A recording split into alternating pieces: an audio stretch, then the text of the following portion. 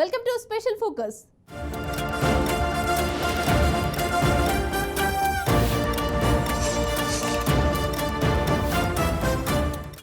Car control తప్పుతోందా?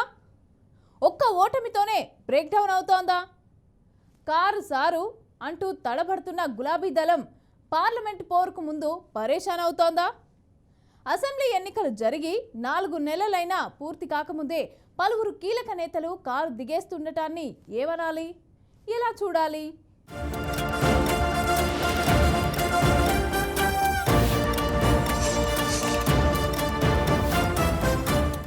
దేశంలో చాలా రాజకీయ పార్టీలు ఎన్నికలలో గెలుస్తూ ఉంటాయి, ఓడిపోతూ ఉంటాయి. కానీ ఓడిపోగానే ఏ పార్టీ మూతపడదు. అయితే లోక్సభ ఎన్నికలు సమీపిస్తున్న బీఆర్ఎస్ పార్టీకి ఊహించని షాక్ తగిలింది. ఇక తగులుతోంది కూడా. కారు నుంచి ఎవరు ఎప్పుడు జంప్ అవుతారో తెలియని పరిస్థితి నెలకొంది. ఇక ఆ పార్టీ నుంచి గట్టిగా మాట్లాడిన నేతలు ఒక్కొక్కరు జారుకుంటున్నారు. దీంతో ఆ పార్టీ ఏం జరుగుతుందోనన్న చర్చ ఇప్పుడు సాగుతోంది.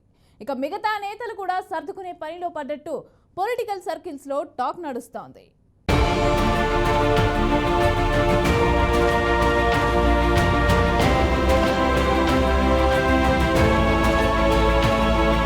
కాంగ్రెస్ ను ఖాళీ చేస్తాం, ఖతం చేస్తాం, ఇవన్నీ కాదు, ఆ పార్టీని బొంద తీసి పాతరేస్తాం, ఇవన్నీ గతంలో అప్పుడు సీఎంగా ఉన్న కేసీఆర్ నోట్లో నుంచి ఊడిపడిన ఆణిముత్యాలు. సీన్ కట్ చేస్తే ఏమైంది? కంప్లీట్ గా రివర్స్ అయినట్టుంది సిచ్యువేషన్. రాత్రికి రాత్రి కారు దిగి కాంగ్రెస్ కండువా కప్పుకునే పరిస్థితి వచ్చింది.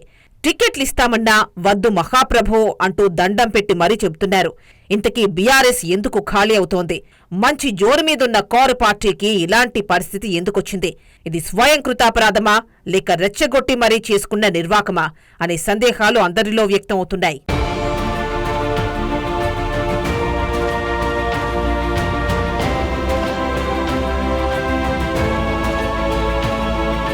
ఒకరు కాదు, ఇద్దరు కాదు, గులాబీ కండువా కప్పుకున్న చాలా మంది నేతలు మాట్లాడిన మాటలు ప్రజలందరికీ గుర్తు ఉండే ఉంటాయి.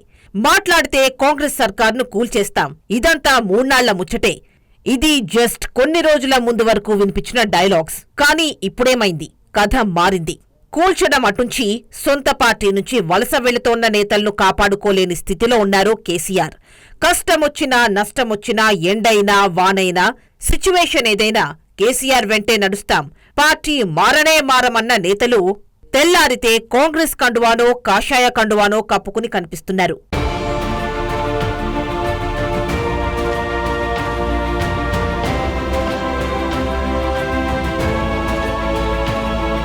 తమ ప్రభుత్వాన్ని కూలగొడతామంటే ఊరుకుంటామా? కుక్క కాటుకు చెప్పుదెబ్బ తప్పదంటూ సీఎం రేవంత్ రెడ్డి ఇప్పటికే చెప్పేశారు. ఇప్పుడు చెప్పినట్టుగానే చేసి చూపిస్తున్నారు. ప్రస్తుతం కాంగ్రెస్ గేట్లు ఓపెన్ చేశారు.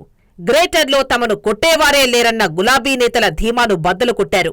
ప్రస్తుతం కాంగ్రెస్లో చేరేందుకు క్యూ కడుతున్నారు గ్రేటర్ నేతలు.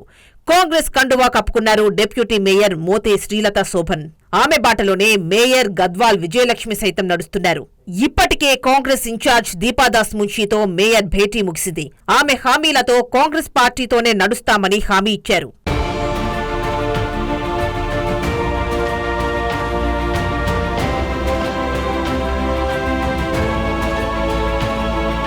ఖైరతాబాద్ ఎమ్మెల్యేగా గెలుపొందిన దానం నాగేందర్ పార్టీలోకి రావడంతోనే కాంగ్రెస్ నుంచి ఎంపీ టికెట్ దక్కించుకున్నారు. కేటీఆర్ కు అత్యంత సన్నిహితుడిగా పేరు తెచ్చుకున్న మాజీ మేయర్ బొంతు రామ్మోహన్ ఎప్పుడో కండువా మార్చేశారు. మాజీ డిప్యూటీ మేయర్ బాబా ఫసీయుద్దీన్ కూడా కాంగ్రెస్ చెంత చేరారు. బీఆర్ఎస్ కార్పొరేటర్లంతా ఇప్పుడో అప్పుడో అన్నట్టుగా ఉన్నారు. మొత్తంగా అతి త్వరలో జీహెచ్ఎంసీపై కాంగ్రెస్ జెండా రెపరెపలాడటం ఖాయంగా కనిపిస్తోంది.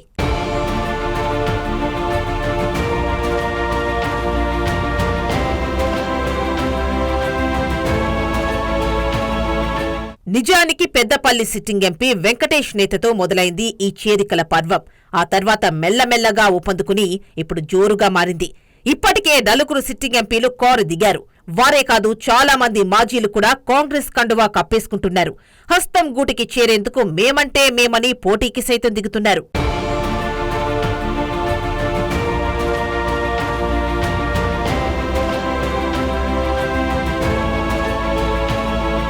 అసెంబ్లీ ఎన్నికల్లో గ్రేటర్లో కాంగ్రెస్ జోరు కొనసాగలేదు. కానీ లోక్సభ ఎన్నికల నాటికి పరిస్థితిని మార్చేయాలన్నది రేవంత్ స్కెచ్లా కనిపిస్తోంది. ఈ ప్రాంతం పరిధిలో ఉన్న మల్కాజ్గిరి, సికింద్రాబాద్ సీట్లను ఎలాగైనా దక్కించుకోవాలి. అందుకే దానికి తగ్గట్టుగా గ్రౌండ్ ప్రిపేర్ చేస్తున్నారు. ముందుగా సికింద్రాబాద్లో సత్తా చాటగల లోకల్ నేత అయిన దానంను బరిలోకి దించడం చూస్తోంటే అదే కనిపిస్తోంది. దానంకు బీఆర్ఎస్ కేడర్ ఉంది. దానికి తోడు కాంగ్రెస్ కార్యకర్తలు కూడా తోడైతే సీట్ కాంగ్రెస్కే దక్కడం ఖాయమన్నది ఆ పార్టీ లెక్క. అటు మల్కాజ్గిరి సీట్ను కూడా పట్నం సునీతారెడ్డికిచ్చారు. ముందుగానే మల్లారెడ్డి పోటీ నుంచి తప్పుకోవడంతో సగం గెలిచినట్టేనని కాంగ్రెస్ నేతల ఆలోచన. అక్కడ మైనంపల్లి హనుమంతరావుకు చాలా క్యాడర్ ఉంది. మల్లారెడ్డి ఇప్పుడు గట్టిగా నోరెత్తడం లేదు. ఆయన కాంగ్రెస్ నేతలతో టచ్లో ఉన్నారన్న ప్రచారం జోరుగా ఉంది. మొత్తంగా చూస్తే ప్రస్తుతం సీఎం రేవంత్ 2 వైపుల నుంచి నరుక్కొనొస్తున్నట్టు కనిపిస్తోంది.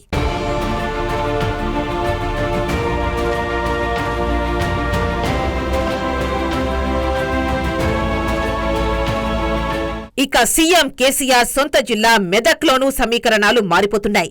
ఇప్పటికే సీఎం కేసీఆర్ ఫామ్ హౌస్ లో ఉమ్మడి మెదక్ జిల్లా బీఆర్ఎస్ నేతలతో మంతనాలు జరిపారు. తాను చెప్పిందే వేదం, చేసిందే చట్టం అన్నట్టుగా ఉండే కేసీఆర్ అందరినీ పిలిచి చర్చలు జరపడం కాస్త వండర్గానే ఉంది.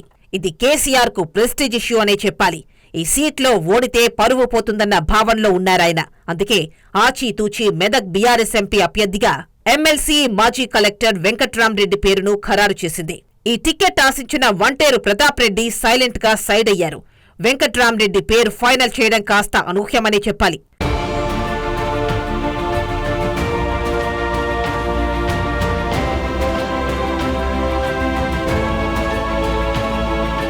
అయితే మెదక్లోనూ బీఆర్ఎస్ ను కొట్టాలన్న థాట్లో ఉన్న కాంగ్రెస్ ఇప్పటికే వ్యూహాలను రచిస్తున్నట్టు తెలుస్తోంది. వీటన్నింటికంటే కేకే చేరడం మాత్రం కేసీఆర్ కు పెద్ద దెబ్బ అని చెప్పాలి. ప్రస్తుతం రాజ్యసభ ఎంపీగా ఉన్న కేకే బీఆర్ఎస్ ముఖ్య నేతల్లో ఒకరు. ఆయన కూడా ఇప్పుడు కాంగ్రెస్ లో చేరడం ఖాయమైంది.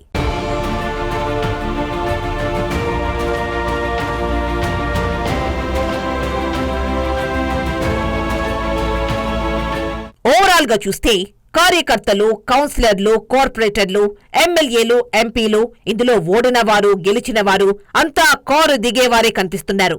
ఓవైపు కూతురు కవిత అరెస్ట్, మరోవైపు వీడుతోన్న పార్టీ నేతలు.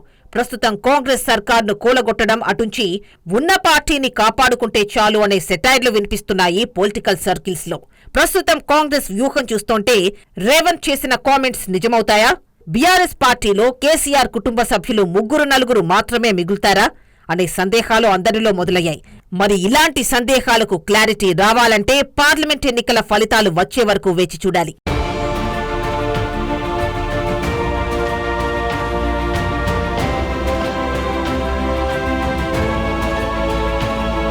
బీఆర్ఎస్ ఒకప్పుడు రైమంటూ దూసుకుపోయిన కారు.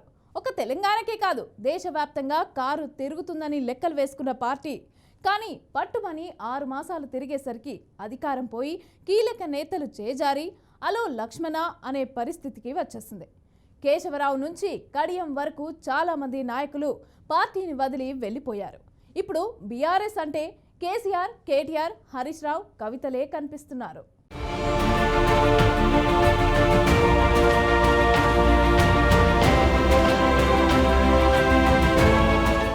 బీఆర్ఎస్ కు వరుస షాకులు తగులుతున్నాయి. తాను నమ్మి పదవులు ఇచ్చిన వారే తనను వీడి వెళ్లిపోతున్నారు. ఉద్యమంలో తన వెంట లేకపోయినా వివిధ సమీకరణాలతో వారిని దగ్గరకు తీసుకుని అందలు వెక్కిస్తే అధికారానికి దూరం కాగానే వారు వెళ్లిపోతున్నారు. ఎవరు తన వాళ్లో, ఎవరు పరాయి వాళ్లో అన్న విషయం కేసీఆర్ కు అర్థమయ్యేలోపే కారు పార్టీ ఖాళీ అయ్యేటట్లు కనిపిస్తోంది. ఇప్పటికే కేశవరావుతో పాటు ఆయన కుమార్తె హైదరాబాద్ మేయర్ విజయలక్ష్మి పార్టీకి దూరమవుతారని ప్రకటించిన తర్వాత తాజాగా కడియం ఫ్యామిలీ కూడా దుకాణాన్ని సర్దేసింది. కడియం కావ్య తాను వరంగల్ ఎంపీ బరి నుంచి తప్పుకుంటున్నట్లు ప్రకటించారు.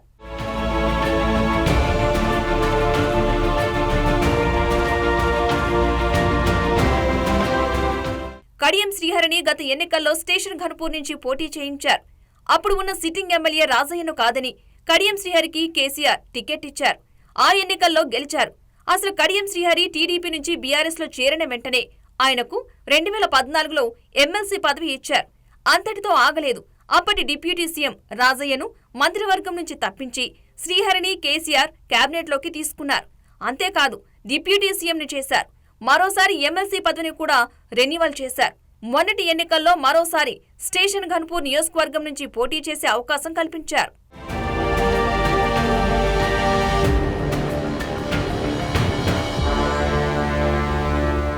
మరోవైపు కడియం కావ్య రాసిన లేఖ కూడా మరొక సంచలనానికి దారితీసింది. బీఆర్ఎస్ పై అవినీతి ఆరోపణలతో పాటు భూ కబ్జాలు, ఫోన్ ట్యాపింగ్ ఆరోపణలు రావడంతోనే తాము బీఆర్ఎస్ ని వీడుతున్నట్లు లేఖలో పేర్కొన్నారు. జిల్లాలో నేతల మధ్య సమన్వయం లేకపోవడంతో పార్టీకి నష్టం జరుగుతుందని కూడా తెలిపారు. అందుకే తాను పోటీ నుంచి విరమించుకుంటున్నట్లు కావ్య తెలిపారు. పార్టీలో ఎవరూ తమకు సహకరించడం లేదని, నాయకత్వంపై వస్తున్న ఆరోపణలను కలిచివేసి తాము ఎన్నికల బరి నుంచి తప్పుకుంటున్నట్లు కడియం కావ్య ప్రకటించారు.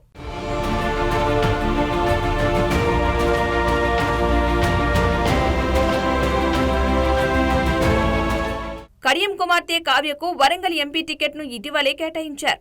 అయితే ఆమె తాను పోటీ నుంచి తప్పుకుంటున్నట్లు ప్రకటించారు. ఇక్కడ చెప్పుకోవాల్సిన మరొకటి ఏంటంటే, మొన్న ఎన్నికల ఫలితాలు వచ్చిన వెంటనే కడియం శ్రీహరి త్వరలోనే కేసీఆర్ సీఎం అవుతారని సంచలన కామెంట్స్ చేసి కాంగ్రెస్ నేతల ఆగ్రహానికి కారణమయ్యారు. మరి ఆ కుటుంబాన్ని కాంగ్రెస్ ఎలా చేర్చుకుంటుంది అన్నది పార్టీ శ్రేణులకే బోధపడ్డం లేదు. అసలు కడియం కుటుంబాన్ని చేర్చుకోవాల్సిన అవసరం ఏంటని కాంగ్రెస్ పార్టీ వరంగల్ నేతలు ప్రశ్నిస్తున్నారు.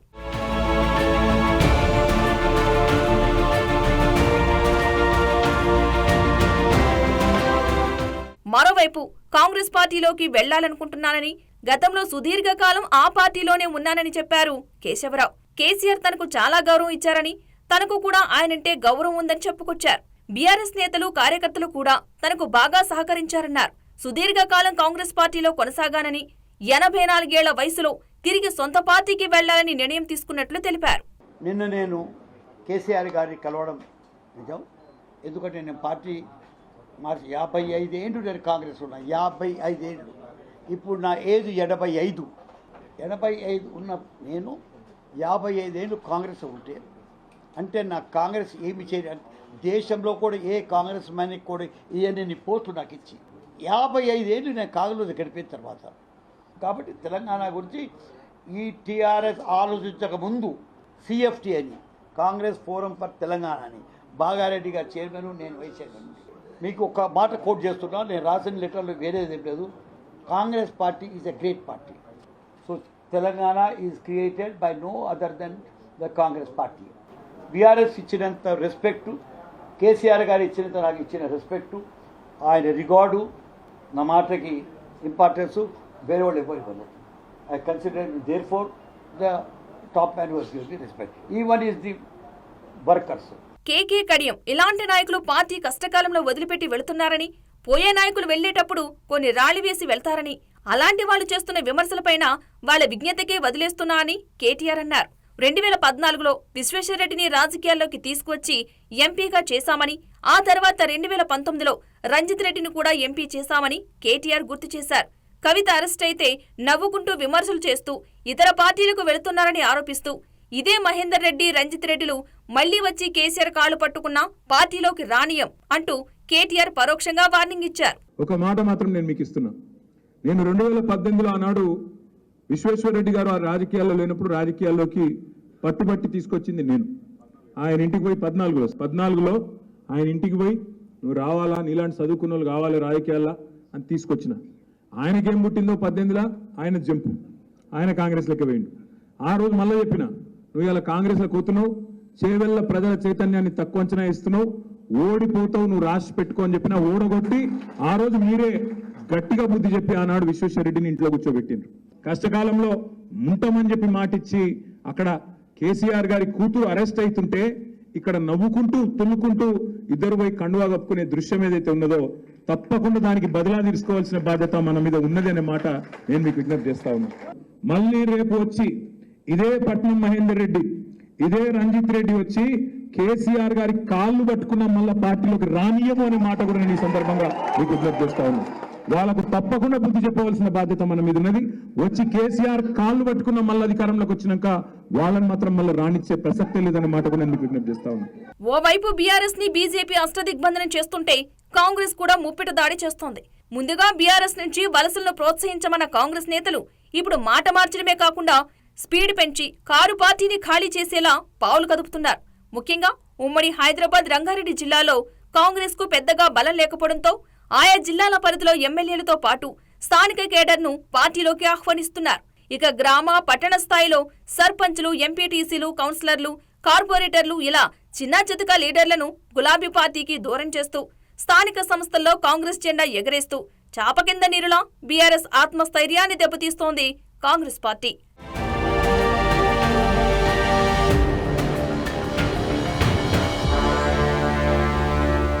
గతంలో ఎన్నిక ఏదైనా బీఆర్ఎస్ పోటీ చేయడానికి ఒక్కో నియోజకవర్గం నుంచి 3-4 నేతలు పోటీ పడే పరిస్థితి ఉండేది.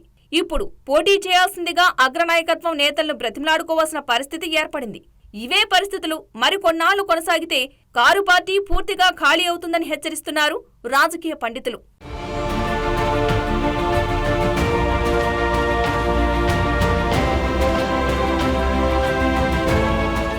పార్లమెంట్ ఎన్నికలు సమీపిస్తూ ఉండటంతో తెలంగాణలో రాజకీయాలు ఆసక్తికరంగా మారుతున్నాయి. ముఖ్యంగా బీఆర్ఎస్, కాంగ్రెస్ పార్టీల మధ్య ఆసక్తికర పోరు నడుస్తోంది.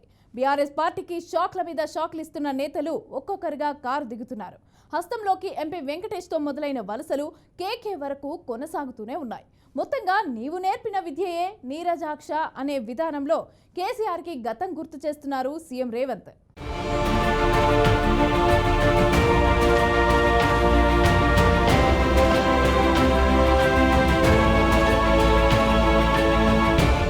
బీఆర్ఎస్ పార్టీలో సంక్షోభం ముదురుతోందా? ఒక్కొక్కరుగా కారు దిగి చేతిని అందుకుంటున్నారా?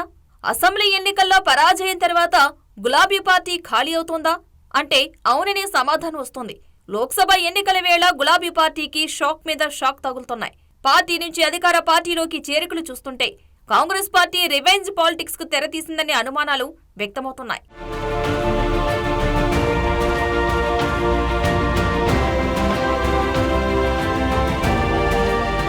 తెలంగాణ ఉద్యమ పార్టీగా ప్రజల మన్ననలు పొందిన తెలంగాణ రాష్ట్ర సమితి అధికారంలో ఉన్నప్పుడు ప్రతిపక్షం లేకుండా చేయాలని ఇతర పార్టీ నేతలకు ఆహ్వానం పలికింది.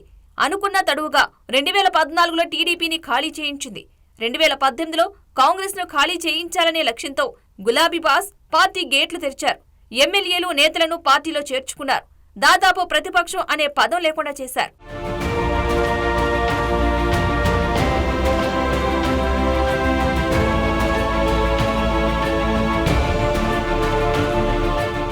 ఇప్పుడు సీన్ రివర్స్ అయింది.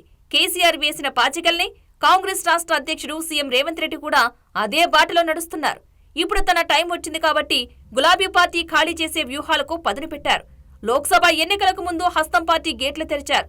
గేట్లు తెరవడం ఆలస్యం అన్నట్లుగా నేతలు సైతం రెక్కలు కట్టుకుని వాలిపోతున్నారు.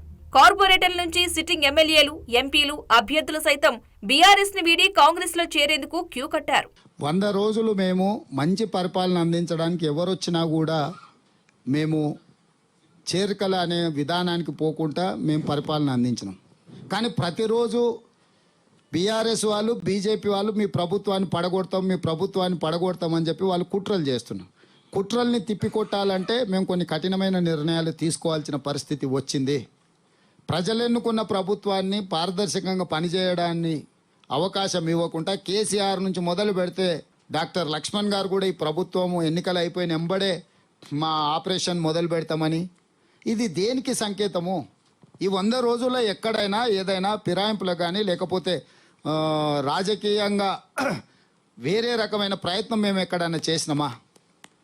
ఈరోజు వాళ్ళిద్దరూ ఒకే లైన్లో మాట్లాడుతున్నారు ఈ ప్రభుత్వాన్ని పడగొడతామని. అంటే వాళ్ళు పడగొడితే చూసుకుంటూ కూర్చుంటామా? ఇప్పుడు కుక్క కాటుకు చెప్పు దెబ్బ అని పెద్దలు చెప్పిండ్రు, కొట్టకుట్టు ఊరుకుంటామా? కొట్టాం కదా. నేను ముందే చెప్పినా కదా, సరే మీరు తారీఖు పెట్టుర్రి చెప్తా కదా అని. అందుకే ఈరోజు మొదలు పెట్టిన, మీరు ఇంకా చూసినట్లేరు. అంటే పార్టీ ప్రెసిడెంట్కి ఆల్రెడీ యాక్టివిటీ మొదలు పెట్టిన. ఇప్పటికే కారులో కీలకంగా ఉన్న కె కేశవరావు, ఆయన కుమార్తె విజయలక్ష్మి బీఆర్ఎస్ ని వీడుతున్నట్లు ప్రకటించడం కేసీఆర్ కు మింగుడు పడ్డం లేదు. కేకే తీరుపై అసహనం వ్యక్తం చేసినట్లు సమాచారం. ఇక మాజీ మంత్రి కడియం శ్రీహరి, ఆయన కుమార్తె కావ్య కూడా పార్టీని వీడుతున్నామని, మీరు వద్దు, మీ టికెట్ వద్దు అన్నారు. కడియం పట్టుబట్టి తన కూతురు కడియం కావ్యకు వరంగల్ టికెట్ ఇప్పించుకున్నారు. ఆమెకు టికెట్ ఇస్తే సంతోషంగా తీసుకుని ఇప్పుడది తనకు అక్కర్లేదని చెప్పడమే కేసీఆర్ కు పెద్ద షాక్ అనుకుంటే, అందుకు ఆమె చెప్పిన కారణాలు కేసీఆర్ కు చెంపదెబ్బ వంటివే అని చెప్పవచ్చు.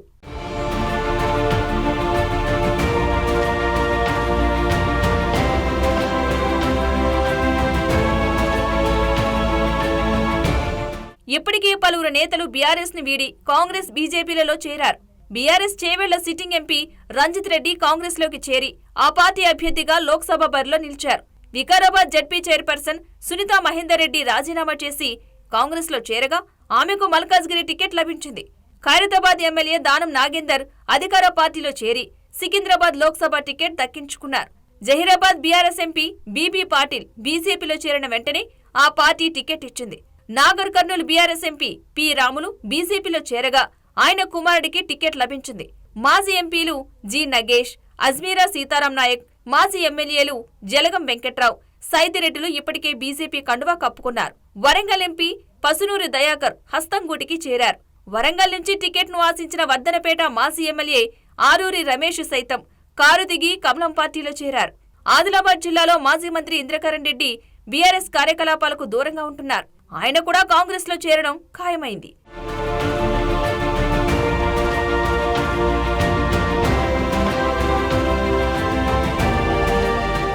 మరోవైపు ఇప్పటికే రాష్ట్రంలోని పలు మున్సిపాలిటీలు కాంగ్రెస్ పరమయ్యాయి. మరికొందరు ఎమ్మెల్యేలు సీఎం పీసీసీ అధ్యక్షుడు రేవంత్ ను కలిసి కాంగ్రెస్ లో చేరేందుకు చర్చలు జరుపుతున్నట్లుగా తెలుస్తోంది. ఇక వెళ్లేవాళ్లు వెళ్లకుండా లేఖలు రాయడం, ఆ లేఖలో కవిత అరెస్ట్, పార్టీ పరిస్థితిని ఎండగట్టడం వంటి అంశాలతో గులాబీబాస్ కు మరింత సంకటంగా మారింది. ఇప్పుడున్న పార్టీ పరిస్థితికి ఇంకెంతమంది జంపింగ్ జపాంగులు ఉన్నారోనని పార్టీ వర్గాల్లో చర్చ జరుగుతోంది. దీంతో పార్టీలో నేతలను వలసపోకుండా చూసుకోవడమే గులాబీబాస్ కు పెద్ద టాస్క్ లా మారింది.